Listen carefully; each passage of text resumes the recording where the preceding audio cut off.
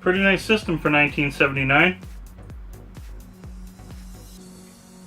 Oh, hey guys. Hey guys, Last Game Hunter, and wow, am I excited. There's a new Intellivision coming. Intellivision. With all the talk and hype about the Atari VCS, now there's an Intellivision?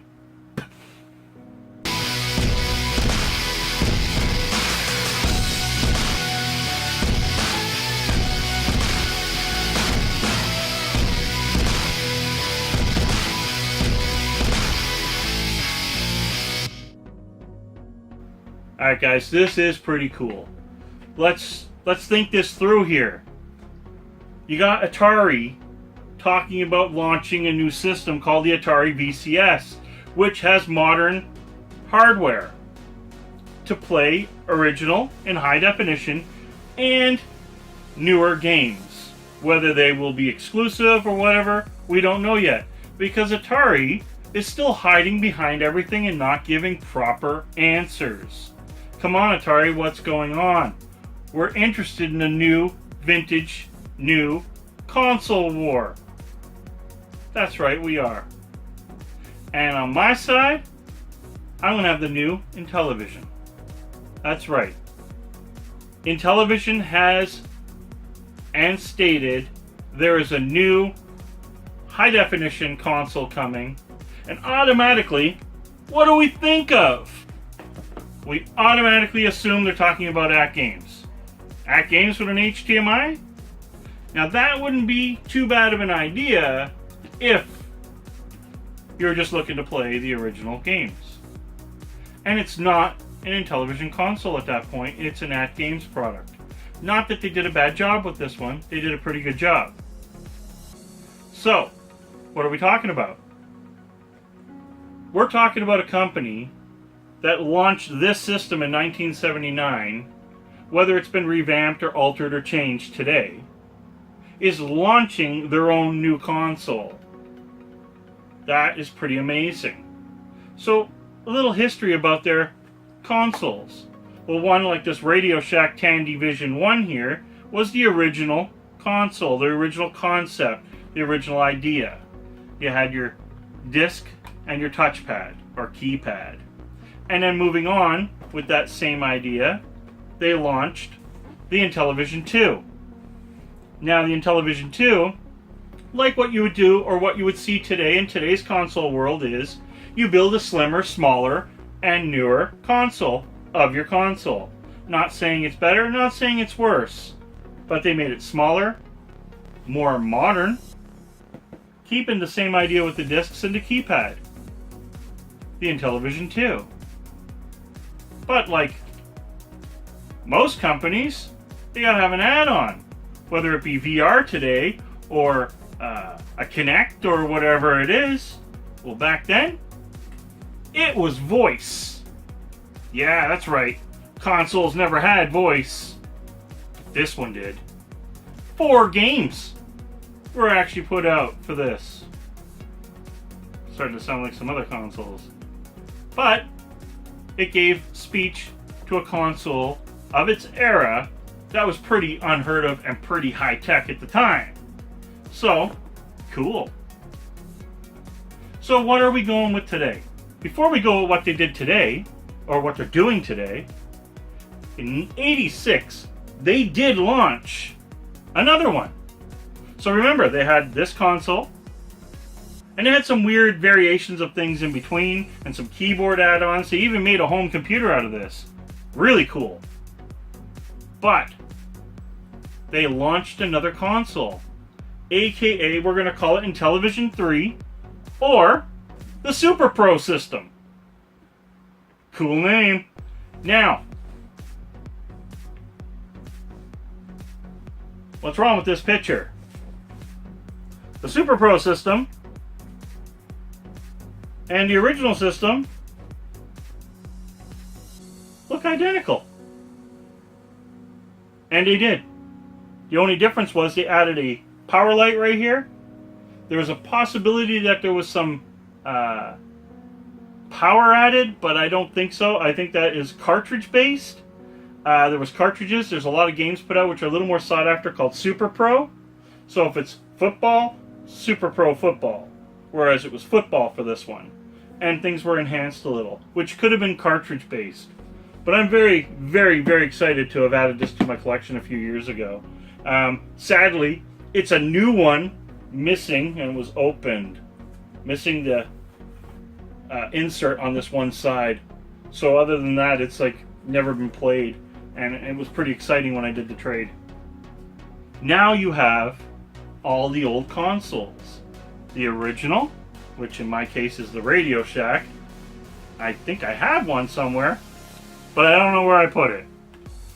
And then you have the Intellivision 2, the voice add-on, and then the mighty Super Pro system, which ran from 86 to 89, which I believe was put out to take on Atari 7800, Nintendo's NES system, and Sega's Master System. Didn't, I guess, fare as well. Actually, when you think about it, not bad, because it ended in an era where the Genesis and everything was launching. Not bad. Not bad. Whether it did well sales-wise, who knows. At the time, all owned by Mattel. But we're not talking about then, or whether Mattel is behind it. We're talking about now.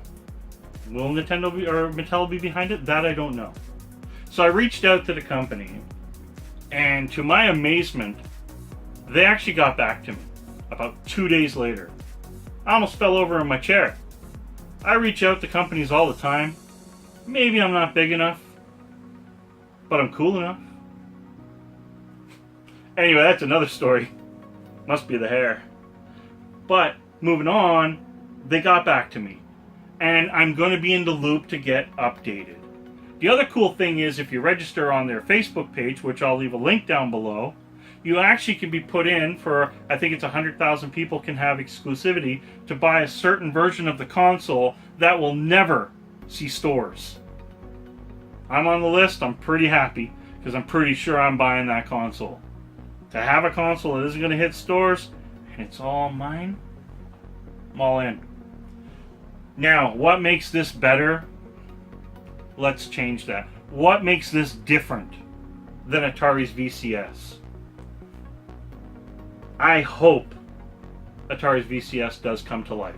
And the reason why is we can have a vintage, modern console war. Only guy missing is ColecoVision. And that, to me, is pretty cool. It is pretty cool.